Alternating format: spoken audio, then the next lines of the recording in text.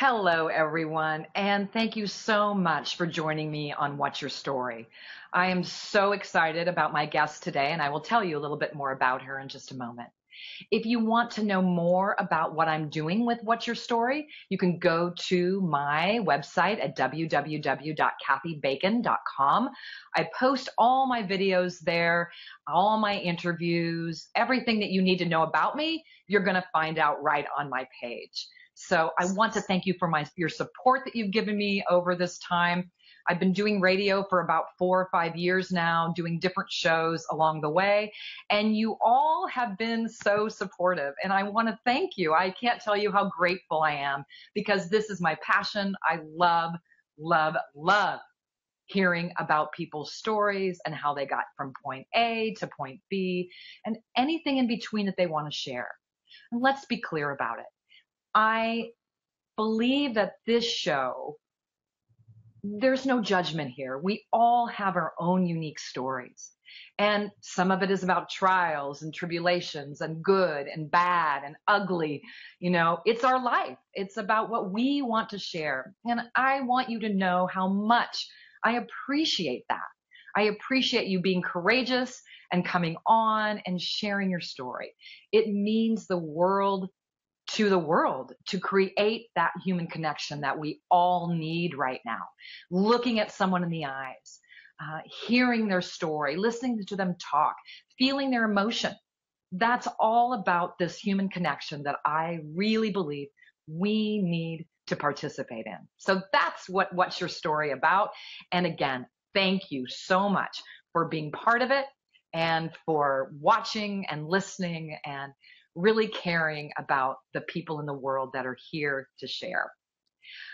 Today, my guest is Krystal Covington, and I'm very excited to interview Krystal. I lived in Denver during the time that she was sort of coming in and starting Women of Denver and, you know, creating a new way to network. And I was leaving at that time. So we sort of passed each other in the night. And I've looked so forward to meeting her and talking with her about what she's done to create community among women and really share ideas. Krystal is a PR and communications expert focused on building client credibility and influence to shorten the sales cycle. She has led the launch of multi-million-dollar projects and has worked directly with leaders of companies ranging from startup to Fortune 500. Krystal is a TEDx presenter, national speaker and trainer, and founder and CEO, of Women of Denver, a social enterprise association with hundreds of members. She has been featured in numerous publications, blogs, and podcasts, most notably Entrepreneur on Fire, Forbes, and Fast Company. So with that, we know she knows what she's talking about. So thank you so much, Krystal, for joining us this morning. And I am delighted that we get a chance to talk. And there's your phone. And there goes my phone. Someone else is calling you. I'm popular at this very moment. I know you are.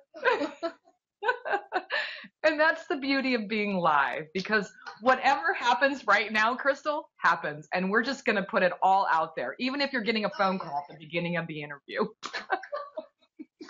And they come on my MacBook, so. Love it. Oh, that's so great. So tell us a little bit about your beginnings, Krystal. Oh my gosh, the very beginning or the beginning of my professional career? Which part do you want to hear? Well, I think that, you know, your beginning of just your thinking as a young person and where you were going to head to in that direction is really important, and what happened to you, what your parents were like during that time. A lot of us have parents that push us to no end, and then we have other parents that don't, and we sort of find our way. So how was it for you at the beginning of your childhood that led you on this path? Oh gosh, I should have grabbed some family pictures. We should have. I would have loved that. I was a total nerd, but I think I was kind of a cool nerd. I would say I was a cool nerd. We'll give me that. Okay. Um, my father was a factory worker back in Michigan. Very hardworking dad, hardworking mom. My mom worked for an energy company as an administrative assistant. And so I grew up watching my parents just work super hard. They instilled in me the values of, I mean, I feel like it's Midwestern values of really Yes. kind of pushing yourself hard, working long hours, doing what you need to do to provide for your family. And they were very, very practical in their messaging. The biggest dream my mom had for me was for me to be a supervisor.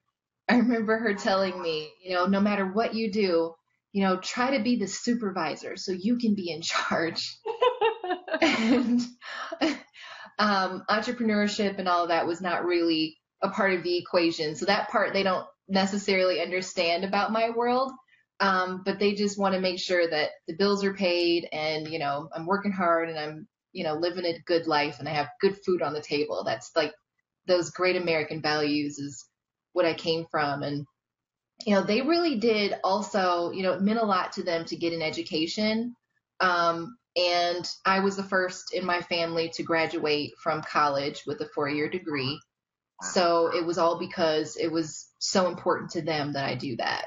They felt like that was going to be the secret to my success. And for all intents and purposes, it has been. I got the bachelor's degree and, the family was so proud and then went on to get the MBA to prove to myself that I can do it and push a little bit further. I said, okay, well, maybe if I achieve this and the rest of the family goes a little bit farther, Yeah. a lot of pressure to put on yourself, of course. Right. We do put a lot of pressure on ourselves when we hear those Yeah. messages from our parents, Yeah, but it gave me a sense of responsibility. I was the oldest child as well, so always taking care of my sisters and looking out for them and wanting to be a good example to them. So a lot of the probably a lot of the responsibility I felt was because of that and just wanting to be there for them. Yeah. One And of the things that was during involved those days, our parents, every they believed in working somewhere for 30 years. I mean, that was their thinking. And so Yeah. for you to, be a supervisor, they could see you doing that for 30 years, right? I mean, Right. so that was just something that they believed and they'd been raised with. It's the same with my parents. Go somewhere and work for 30 years. And I'm thinking, really? That long? Like, I've never done that in my career. I've always tried to find the place that I was supposed to be and went there to try to help or be or do. So it kind of upsets my parents' apple cart too when they see it. They're like, what are you doing? What's your look like? you know? So I get it, parents, but it's good too that they instilled in you that that was important. And look, they were right. I mean, look what you're doing. So hats off to you, parents, for I had good parents. values, right? Yes. I've read so much about you in the past week and just followed you on Facebook and seen what you're doing in Denver. And I love every bit of it. You describe yourself as an introvert, which I find to be really, I mean, I said it a bunch of times. I know to myself, she's an introvert. I can't see it. I mean, I just can't see it. But how did you step out of that comfort zone? Because you have, and choose the path that you're on today. Mhm.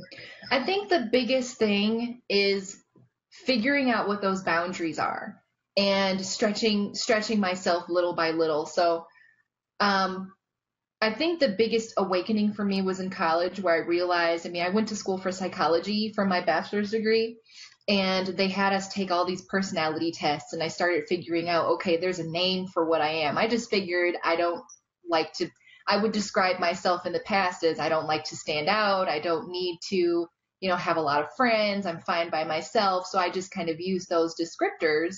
It's not that I didn't have friends, but I would pretty much have one friend at any given time. Yes. And I didn't go to parties. I wasn't really allowed, but I don't think it stopped many teenagers. No. But I didn't do a lot. I was part of the bowling team. I was part of the marching band. I played the clarinet. things like that. But Yeah. for the most part, awkward trying to figure out where to sit at the lunchroom. But in college, they started giving us all these tests to figure out what it all means. And then I put a name on it. I realized, oh my God, when I took the test, I was off the charts introvert. And I didn't know what that meant. Right. And I just kind of ignored it even, in college. I said, okay, well, I don't get what it means. So it's just telling me what I already know. But then we did it again for premarital counseling at church. And the pastor kind of gives this big aha, and he's like, that's why, he basically said in the nicest terms he could probably think of in his emotional spirit of the moment was, aha, that's why I don't connect with you. Oh. So that was like, oh. Yeah. And then my husband kind of had the whole thing too, where he says, oh, that makes a lot of sense now that you're explaining it. My friends have always kind of felt like she wasn't that friendly. And it's just that she doesn't have a lot of energy for people. I get it now. And none of it was to make me feel bad. But I realized at that moment, oh my gosh, I come off a certain way because of this way that I naturally am. I naturally, don't have a lot of energy when I'm around people. Right. So I figured there had to be a way to work on that. So I started, working. I read books like The Charisma Myth and How to Win Friends and Influence People, and kind of realized that there's messages that can be given off that, can make people feel like you're more friendly and gregarious, even if you don't necessarily want to be around all the time. Mm-hmm. So I really started taking those messages in. It took years, but eventually I was able to educate myself and learn to appear very charismatic and be able to build relationships, but, still know how to create those boundaries where when I go home, I can still be Krystal by myself. I talk to my husband. I don't ignore him. Creating those sacred spaces for myself to be introverted and to regroup my energy, because I have to regenerate my energy by myself. And a lot of that is sitting and binge watching Walking Dead. And then I feel better after. Exactly. It's funny how we find our ways, right, to make ourselves, feel a little bit better about being who we are. And introverts usually are very creative people that I've run across in my life. And, being introverted is not a bad thing. It's just a different way that people perceive each other. And so, but trying to find the means and the boundaries to create for yourself around that must have been a little bit tricky. I mean, really, because it's not easy to say, oh, well, I'm going to have to go do this, and I'm going to have to meet this person and that person. I'm going to have to. So it gets tricky. But, like you said, for all the people that are out there, they're introverts. It's a process, right? I mean, it is one step at a time. Yeah. At one point, I even saw a counselor to talk about it because I didn't know how to have those boundaries, because especially in the beginning of building Women of Denver, I mean, you have this platform now and people want to talk to you because you have a platform. And then, people kind of feel like they're your friends. So they want to, invite you for coffee. They want to invite you for dinner. They want to hang out. And so I was accepting all these invitations all the time. And I didn't have the language or I was fearful even to say no, because I didn't want people to feel like I'm a jerk. Yeah. So I had to work with a counselor to actually work through. She would say, okay, well, what did you do today? And I'd say, well, I went to lunch with so-and-so, and then I had dinner with so-and-so. And she'd say, well, why did you have lunch with this person? I said, well, she wanted some help with their business and stuff like that. She's like, so you're giving away your time and you're not getting anything back. I said, well, I really enjoy helping her. She says, you need to think about this. So she would coach me on it and kind of help me think about, what am I doing with my energy and who's more important in this scenario. She kind of explained what's most important is, you need to have energy for yourself. You need to have energy for your family. You need to have energy for what's important to you. And so you have to learn to say no, or, charge people, make it, if you need to, charge for your time, if they're asking you business questions, and, kind of create ways. And it took me a while of seeing her before I actually felt comfortable in, actually doing that and, setting limitations on my time and deciding that I was more important and that my energy was suffering. Yes. Yes. And it's hard for women, I think. I know it's hard for us to say no because we want to help. Inevitably, we all have that inside us where we want to help someone else. And Yes. we forget about ourselves. It's happened so many times throughout my life where I've just given, given, given. And at night, you're just so exhausted and you're thinking, why Yes. I didn't do that much today? I just met with a few people. But again, we all have value and worth in who we are and our time. We just do. So Yeah. what made you decide to take on building the brand for Women of Denver? So Women of Denver has been a journey and a half. It's funny. Sometimes I can barely remember the evolution of it and how all of this got started. But the main thing I recall from the beginning is just kind of a sense of loneliness. I had a job and I wasn't really building the friendships that I wanted. There were people that I would go to dinner with or people that we would go for coffee in the middle of the day. I kind of was on my own. I would go and work this really, I had a very introverted job, mostly writing all day. Right. And then my husband and I would explore. We'd have a great time, but sometimes I just missed the camaraderie of women. And, I had it back in Michigan through a network, volunteer organization called One Brick that I was part of. And so I would volunteer on the weekends and we would have a great time. And, you'd go volunteer and then afterwards everyone would go for, have lunch and everything. And I didn't have that community in Denver yet, even though everybody seems, there's a lot of really great people here. So I was going to networking groups and being an introvert and being super awkward. I mean, I would meet one person and that one person would be the salesperson that was walking around trading business cards with people. They'd invite me to lunch and I'd think that we're going to make friends, but they're just trying to make a sale. Yes. And it kept going on and on like that till my husband, I would complain to him. I'd give him I dump all my complaints on him. Yeah. A good sounding board. He's my sounding board. And he finally says, okay, I'm really tired of hearing you complain about this. Can you just start your own group? You've been planning events for years. Just do that. I said, you know what? You're right. And, I just took what I was spending on going to networking groups and I spent it on my own group. And I would just do once a month. I mean, it was just for the first few months, it was just once a month. And it was called Sunday Morning Coffee and Conversation. Okay. And I posted on Eventbrite and people would show up. And I realized that it was really something on, I can't remember what month. It might have been month 3 or 4. And 30 people showed up. Wow. And I didn't know what to do with them. I was just facilitating. I was literally, when I did this, I was facilitating a conversation. So it would usually be a small table and we would sit and we would talk about a topic. The first topic was stories we tell ourselves. And it was all about limiting beliefs. So we would talk about our limiting beliefs, how we can combat them and kind of coach each other. And at that one, I was like, there's 30 people in this room. I brought a topic. We kind of stood in a circle and tried to make it work. And people would stand in the middle of the circle. And I just knew at that point, this is not going to work this way anymore. So it had to evolve. And it's evolved. Yes. It's really evolved. And, I've been to many networking groups in my life. And I can tell you, out of all of those, maybe 1 or 2 resonated with me. Mm-hmm. So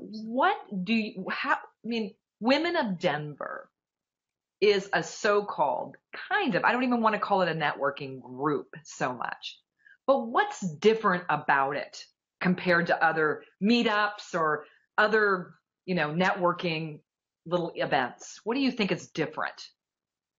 Well, lately I've been listening to my members and I've asked them a lot about what it is that's special to them about coming to the group.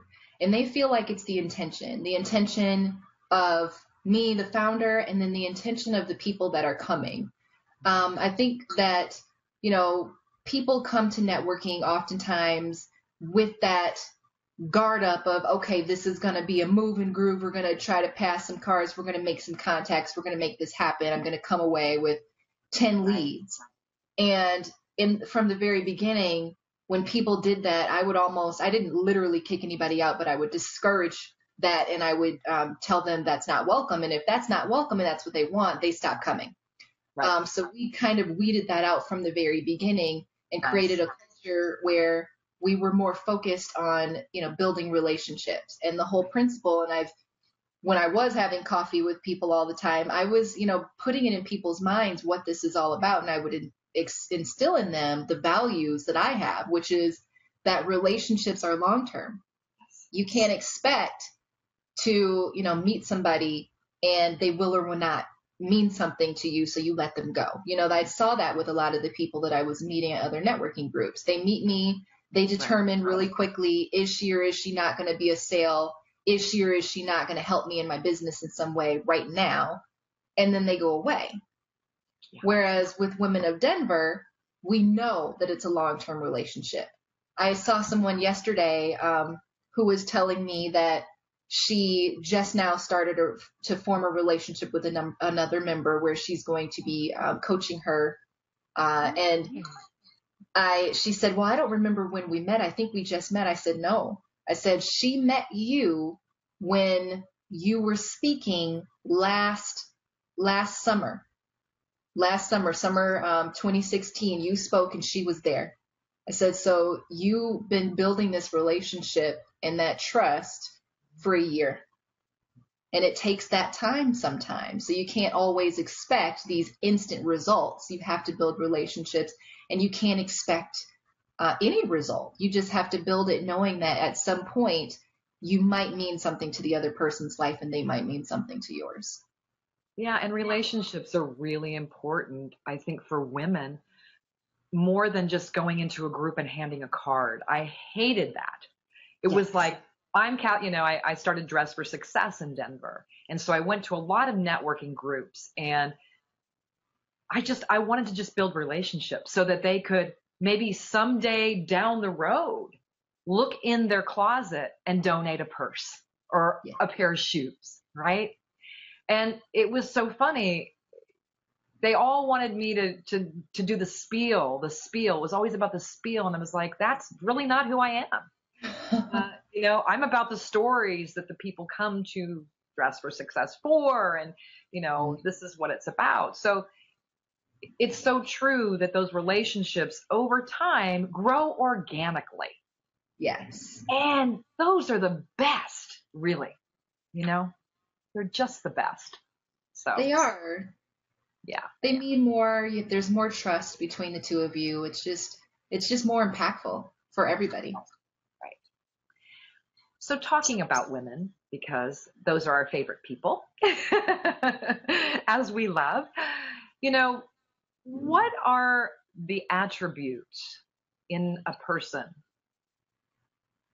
What do they need to possess to build their own business brand? Mm-hmm.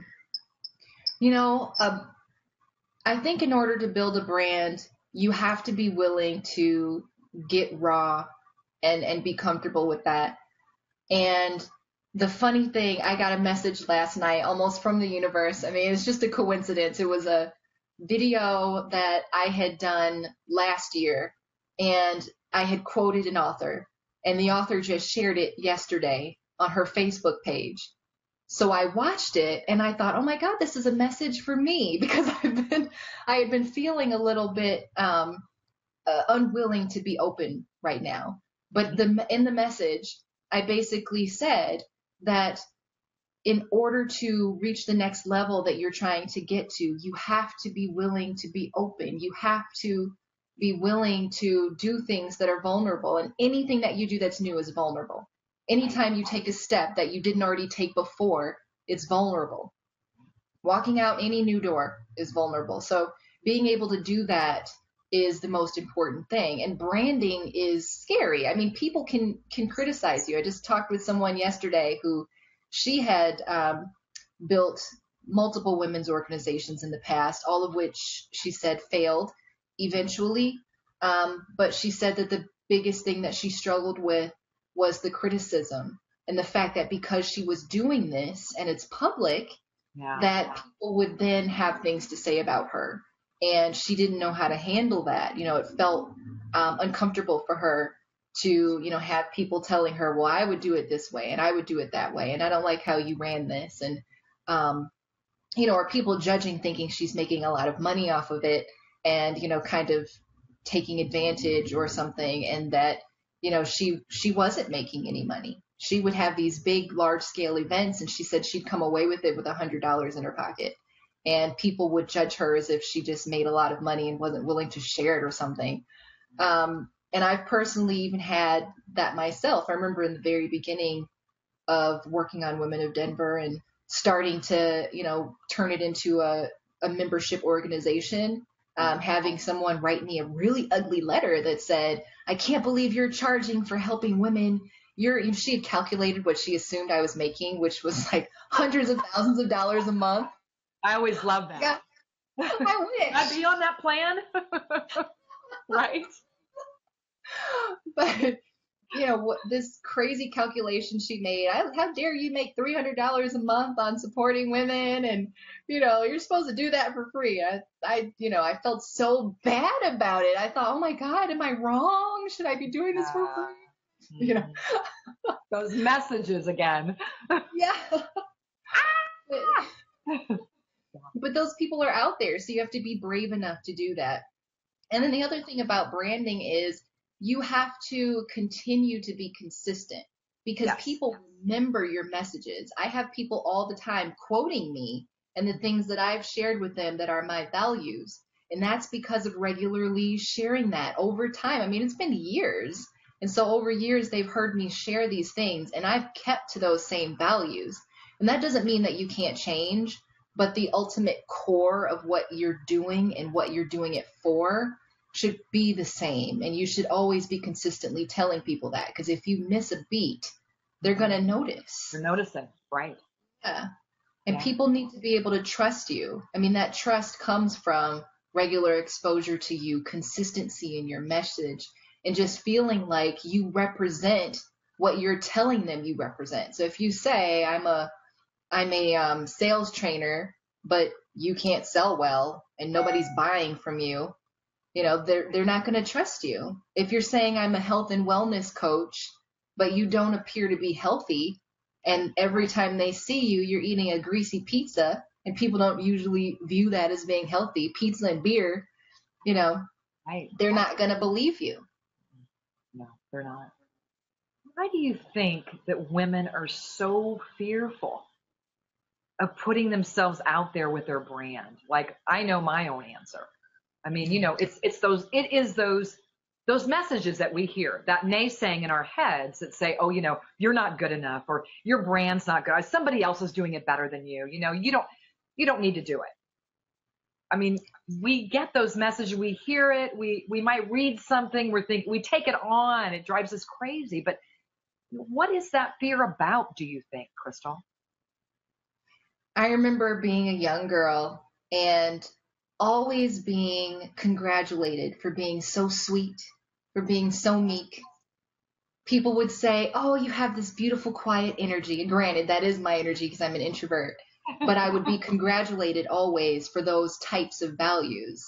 I knew growing up that made me a good woman. It made me wifeable, being that sweet, quiet person. So I think those kinds of values and the fact that we as women are congratulated for that is definitely something that that holds us back. I mean, it's not intentional by the people around us. It's just a message from our past that women in the past were supposed to be quiet. You were supposed to be meek. You were supposed to sit next to behind your man. What was it? Behind every great man is a wonderful woman or really a great woman. Yeah. But she's behind him, So that was just our messages. So going and doing something opposite that makes you feel, whether or not you're aware of it or not, it feels like you're doing something that's wrong, like you're doing the opposite of what is accepted and rewarded. So that's always challenging for anyone. I think it's challenging for men on the opposite side. Yeah, it is. It is. Everybody, so many people have such great ideas and they just sit on them because they're too afraid. And it's so hard to watch that. You just want to say, hey, just take the idea and run. My thing now, but when I was younger, it wasn't this, of course, is try everything. Yeah. Nothing is going to happen to you through it. You're going to probably grow through it, which I always have. Nothing has been a disaster. Have I failed? Yes. But in failing came the learning. So but that's only after years. When I was younger, I didn't feel that way at all. I was afraid to try anything. So it's so nice to see young women now looking at that differently through Women of Denver, through branding, through doing things that you're doing to show women that just be yourself. If you're an introvert, go ahead. If you're an extrovert, go ahead. Be yourself and just go for it. And what's the worst that could happen, right? What is the worst that can happen? Like the woman that spoke to you, she felt bad because everybody was talking maybe about what happened and but really, she had it all along and she learned something from that. And that's, I think, the beauty of what we call failure. We always get something out of it that we can move forward with and make it better the next time around. Yeah, there's always a lesson. There's always a lesson, and it's usually a pretty good one. I've noticed. We're not happy at the time, but it usually is a pretty good one. How do you teach women in business to have a solid reputation by word of mouth? Ooh, by word of mouth. So I think the biggest way to build a solid reputation through word of mouth is patience in just allowing yourself to have that time to serve people and build it. It took me years to get to this point where people recognize the name of Women of Denver as something that is of value. I had to explain it a lot in the past. I still have to explain things, but at this point, it has more familiarity and people are finding Women of Denver on their own. Yeah, which is cool. Yeah. And for me as a provider, of services, I built that reputation through my work, so moving to Denver, I had built my clientele in Denver just by a friend now.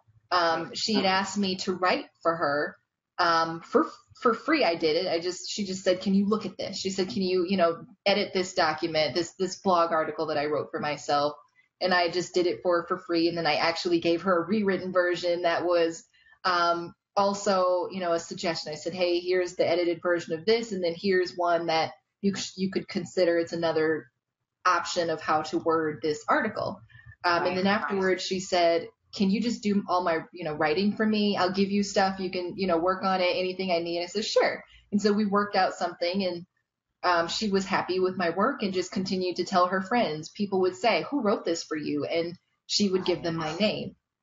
So I started being able to build that. And then people would trust me in one thing and then they'd be able to ask for the next. They'd say, okay, well, you did really great with this. Thank you. Can you do this too? And then they'd give me a shot at doing that. I built that. And then they tell their friends. So it's just that consistent referral that really comes and helps, but it comes over time. So you have to have the patience to know that it takes building. Yeah, I understand what you're saying in that respect because, so often we hear something about someone and maybe it wasn't always positive. Mm-hmm. But for me, and I think it should be for most people, that we go and find out ourselves. Is this really true? Because maybe someone had a bad experience doesn't mean that's who that person is.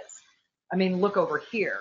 Word of mouth and, like you said, having integrity is a big thing, and being patient about what you do. And sometimes in our minds, we do something for free because we want to. And then again, organically, something else grows from that where you're being referred. And that's such a nice, it's a nice thing that happens when that comes about. Doing work for free is definitely a slippery slope, though. So It is. this person was a friend. So it was a friend of my husband's initially. They had met, and I didn't want anything from it. I wasn't trying to get business. And so I just, wanted to help her out because she was a one-time thing. But I think it takes discernment to just make sure, because there are people who will try to use you and say, okay, well, will you do this for free? And she didn't ask for free work. I wasn't a provider. So if you're blatantly a provider and someone asks you to do something for free, it's usually because they don't respect your time. And we all have worth. We all do. It's always been hard for me to put value on what I know and what I've learned. And, a lot of people wanted to meet about, starting a nonprofit after I left Dress for Success. And I would go and meet. And I'm thinking, what I know is pretty valuable. But finding that inside of us to say, I am worth this. That's so hard for people that are entrepreneurs. It was easy for me to tell other people what they should charge.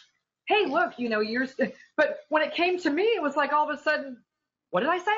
I mean, I forgot, it's just very hard sometimes to put value on ourselves when we most deserve it. And we should. It's funny when I see things for free versus something that costs, I usually go to the cost. Really?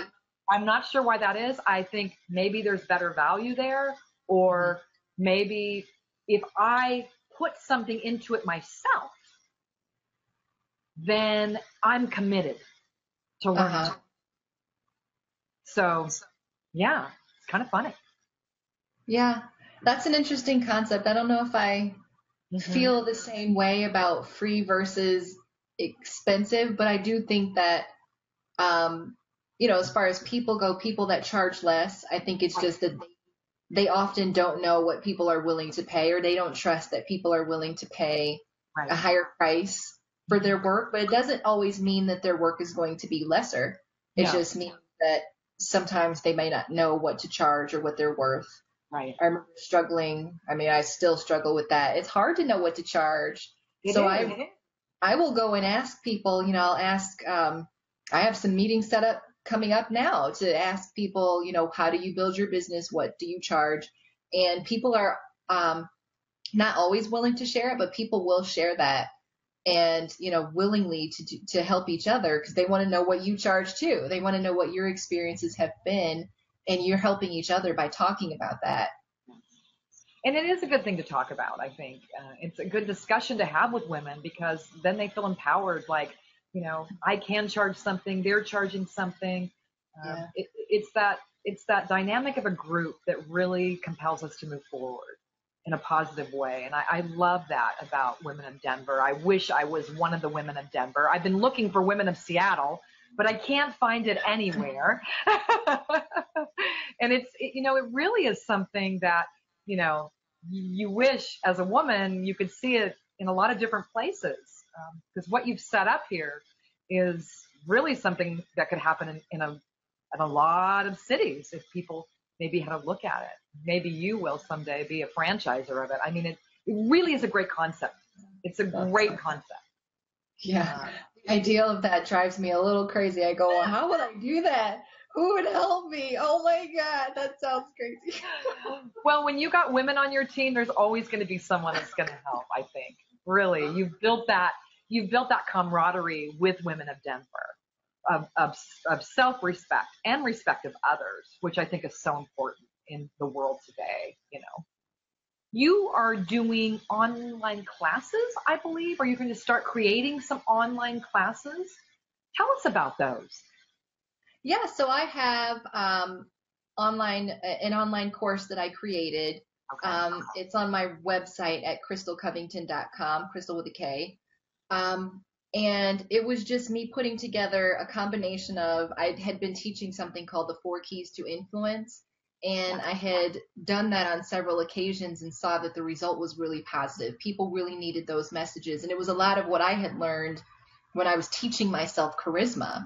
And, things that, even though, I was teaching myself those things because I was an introvert, women need to learn them as well, because oftentimes women will shrink back and not take on power stances, not understand how to really show up and get those opportunities they want.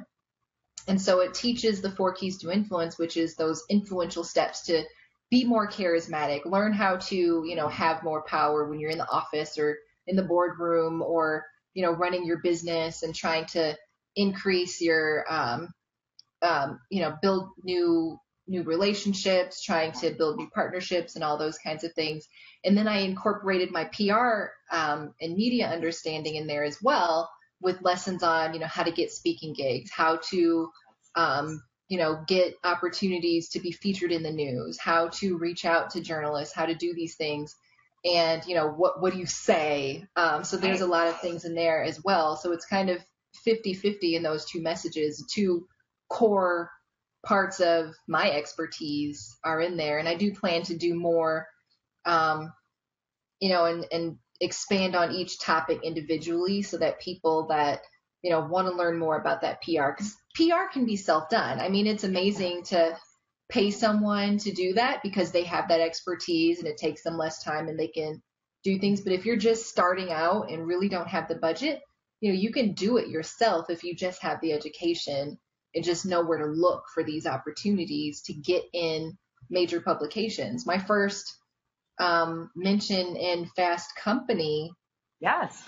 But that was just me trying things out after another PR person had done a class for Women of Denver, and she taught some core principles. And so I took her principles. I went on a vacation to Hong Kong, and, it's a 15-hour flight, so I had nothing but time. Yeah. I worked on it then and was able to get some really good, get that really great opportunity, and then some other opportunities as well. But I just remember that being as simple as just trying it on my own. Yeah. I read that you have a 32-page workbook called Keys of Influence. Mm-hmm. And it's not a large, thick book. Where can people still get that at different bookstores? Is it on Amazon? How can somebody go and purchase that? Because it sounds like it's a book that helps people get stronger in their entrepreneurship, get stronger in getting out your own message and your own branding and all of that. And if those classes are going to refer to that book, it might be kind of nice to have that. I'm thinking about signing up for one of your classes as well. It's so nice that they're online. I'm really happy about that because, I don't live there. And, I just really want to be part of hearing what you have to say, what you've learned. And so tell us about that Keys of Influence workbook. Yeah. So the 4 Keys to Influence is a workbook. It's available on Amazon. So I initially published it to help me with my workshops. So I was doing these workshops on the topic of the 4 Keys to Influence, and I would give people a worksheet, and it was just not enough. I realized there's a lot they could work through, and if I can just take them through these exercises in the book, they would have a lot more, and then they can go home and work on it, and they can reaccess. I've actually had people pull the book out of their purse on multiple occasions, and say, so on this page, I was working on this, and they'll show me what they wrote in there. It was given to members. I stopped giving. It took a lot to mail. It's a lot of mailing as Women of Denver started growing. It's included in the online course, but initially I would mail them to every member with a handwritten note and say, here's a workbook that I created. I really hope this can help you in building your brand. And that's why they have that. And it's just crazy to me that they still have these books. I don't know if they always carry it in their purse, but I have had people pull it out. It is, but it's just, it's not the flattery. It just means that they're getting impact from it. So the book basically takes you through questions that you need to ask yourself in building a brand for yourself, and questions that you need to ask yourself to help you, kind of uncover who you need to be getting in front of. What messages do you need to be sharing with them? And even how can you build those relationships with people that can help support you in getting further? So who are those mentors that are going to help you, who's going to support you? So you kind of get that work done, and that work can help you in, creating that plan. Because most of the time we go out there, we don't have a plan. We're not feeling, we feel that we have this great idea, but we don't know how to execute it. And we don't even realize that we're not showing up with the presence that we need to have in order to succeed at it. And I see a lot of people fail because of those things. So that workbook, I mean, it's just super simple. I don't like to read at this point. I do audiobooks. So I was not about to write. My husband was like, in the true spirit of Krystal, this is a short book. But that's what we want. I don't want to be reading all day. I'm with you on this. I mean, I don't want to be reading all day. Give me the facts and let me just start hammering them out for myself, So a 32-page workbook is doable for most, people are busy. They're, they have families. They're running their kids here or there. So the thing that I'm excited about this book, I haven't picked it up yet, but I plan on it, is that when I was younger and in business, there was no social media. The technology wasn't there that there is today. And it is amazing how you can just get yourself out there with video and doing this radio show. I always did the radio show in a studio before, and we would just hear voices. And now I have the opportunity to go through a platform where people can see each other and hear each other's voice and look at each other's eyes.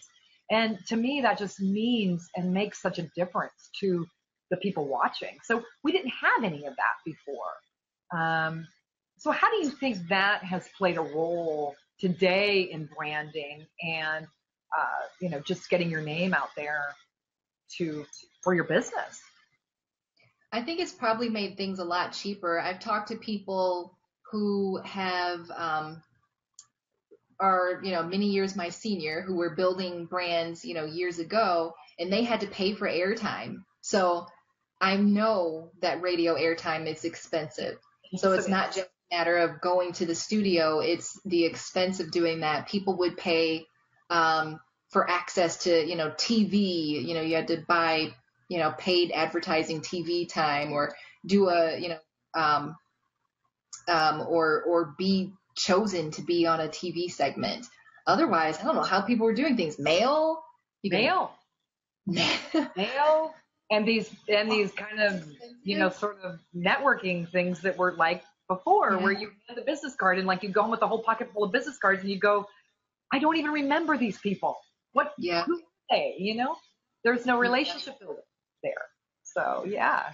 It's definitely cheaper. And then even things like speaking, I mean, that's time it's great. Speaking is one of the best ways to build an audience, but speaking requires somebody to gather a lot of people in a space that costs money. Right. And, you have to go there. Sometimes you have to fly there, but with all of what we have available here, you can talk to thousands of people in your kitchen, at your kitchen table, or in your, living room, or wherever you're at, and can access you. So you can give a speech to the same number of people, and people who are interested in you. You don't know with that crowd of people that you're meeting with if they're necessarily interested. These people tuned in to your channel, and they're watching you for a reason.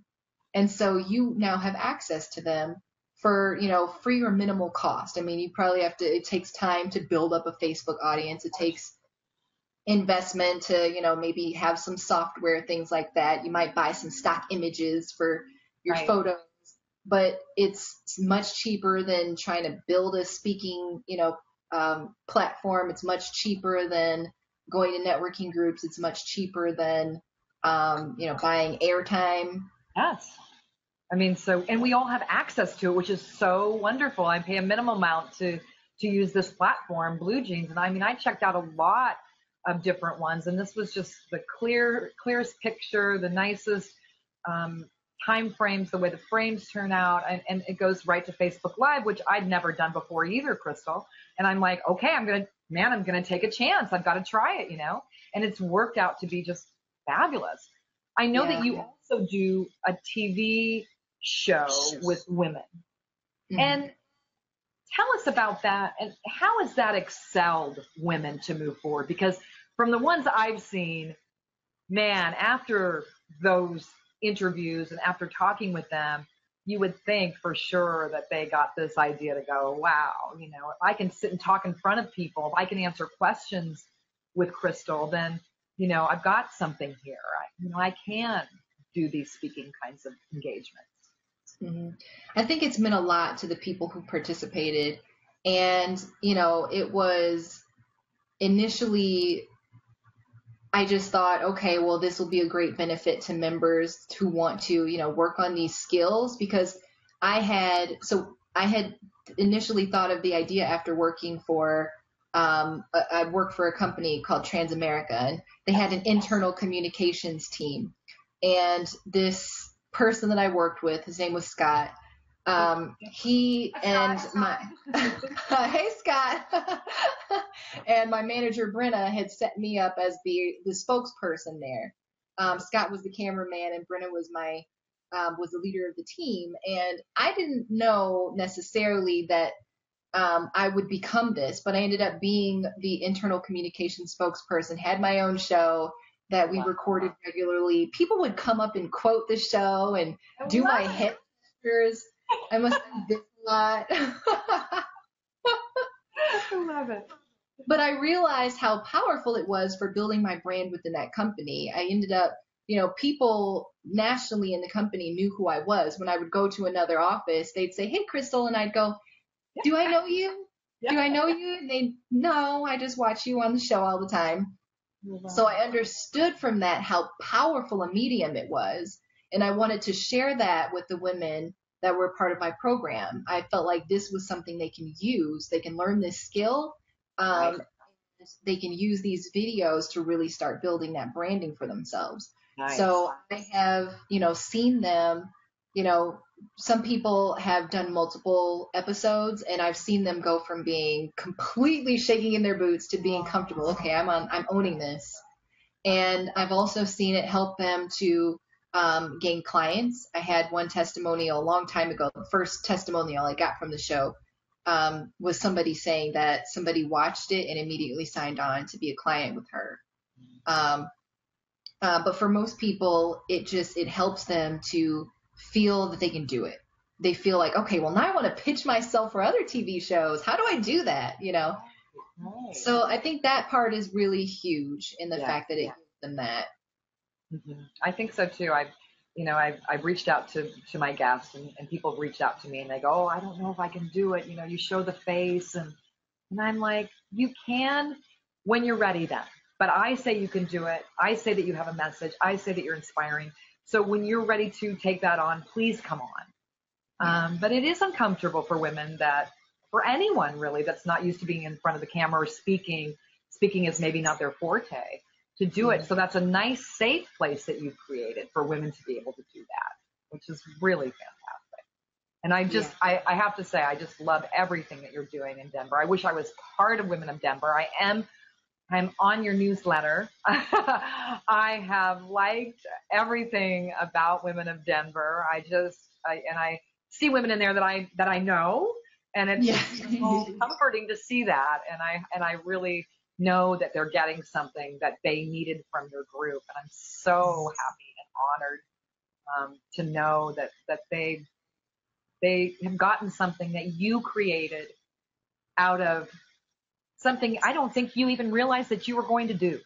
No, I did not know what this was going to become. So I guess the lesson in that is just trust the journey, because it will show you what needs to be created versus you trying to decide what you want to create.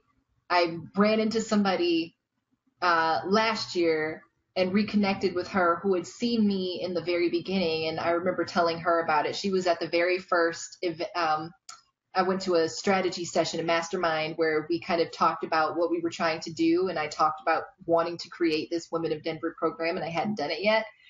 And, I just asked her, what did I say? But the vision was so different. It was completely different. And I never would have imagined being this person. And even the fact that I never intended to be a speaker, it made me uncomfortable. I hadn't started doing speaking at any level really before that point. And so now that our quarterly party has become really huge, I mean, the last time I was terrified. Oh, that's so awesome. Great. Love it. Fantastic. Yeah, none of that was part of the expectation. I did not see myself standing on stage in front of 100 women, and I did not see myself, having this organization that, I'm trying to structure and keep everything moving. And it just seemed so big compared to where I was before. And I just let it, it was just a result of letting it fly and letting the people decide what they needed and responding to that. Listening, right? Listening. I think Yes. that's one of the things that helped me with the radio show is I'm a talker and I can get up and talk to the best of them. But there were some times that I didn't listen. And now because of the show and the journey that led me here, I'm a much better listener. And I'm so happy about that. So it's just so funny where our journey leads us and we just have no idea what the intent is at the time, but it happens and here we are. So tell us, before we go, what's next for Krystal Covington? What's next for you? Or are you just going to hang out here for a while and just be really thrilled with Women of Denver, everything about it? And what you do, please tell us your website. Tell us how we can contact you if we want to hire you, if we want to know more about you. So the next step for me, of course, growing Women of Denver and getting more memberships, really starting to, build on the success that we've had so far. And then for myself, just really building, I've, recently decided that I'm going to, continue with my freelance. I had a corporate job and recently decided to, go back to being a provider. I know it's crazy. Exciting. Exciting. But, structuring and figuring out, who am I, really serving and really pursuing that. So helping people with that, PR, and the media and the training and all of those things, and really putting myself out there to do more of that as well. So what's next is just continued growth, just keeping this train moving, keeping Krystal growing, keeping Krystal, producing new things, making a bigger impact. And I just joined the National Speakers Association. I'm going to do more of that, even though it terrifies me. Yeah, so but you're halfway there. I mean, you really are with all that you're doing. You're halfway there. It's not going to be what you think probably because you put the time in, you put the love and the energy in, and that's really what it takes to do what you've done. And I'm sure Women of Denver are just thrilled to have this avenue for themselves to, grow and be better women and look at themselves as worthy of having the best that they can in their own business. So it's really wonderful. And I'm really proud of you and proud to be in the world with you because you are people. And some of the people within your group that I've interviewed are amazing women. And the one thing that I know and I see is that they believe it too. Yeah. And that's so important. So thank you for all that you do. And if we want to get a hold of you or get in touch with you, or we want to, talk about your services, is the best way through your website? Yeah, so they can visit to learn about Women of Denver, thewomenofdenver.com, to learn more and to join us. We actually do have out-of-state members who, if they come to Denver on a somewhat regular basis, they'll join so that they can participate at that point. And then to get a hold of me personally as a PR consultant or for media training, it's krystalcovington.com, Krystal with a K. Perfect. Well, I just really want to thank you for being here today and taking time out of your day and sharing your story. This part of your story has helped many and been very inspiring in my opinion, especially the introvert part. I just loved reading that about you. And I love that you shared it because you didn't really have to. You know what I mean? You could have just led us to believe that this was something that you were going to do and you did it. But that's the part of human connection that we all strive to look for, is that what was it? What was that struggle, or what was that success? So thank you for being so honest and authentic about that. I really appreciate that. I know many people do, especially in your group. So I want to say thank you to all my guests who listened in today. Krystal Covington is in Denver, and she has given you her information. I will post it on my website, www.kathybacon.com. You will be able to see a little bit of her bio, and you will find out her contact information that she just gave you. If you want to go there, go to her website, go to Women of Denver. If you haven't checked out Women of Denver and you're looking for something that you haven't quite found, check them out. Go. I can tell you, I wish I'd been able to go. I'm going to be in Denver in September. So hopefully there'll be something going on, and maybe I can stop by and be a part of it, because I would love to. So thank you, Krystal. I really appreciate it. And thank you all for listening into What's Your Story. Please keep emailing me. I'm so honored to be a voice for many, and I appreciate your support. You do not know that. So thank you very much, and I will see you next time.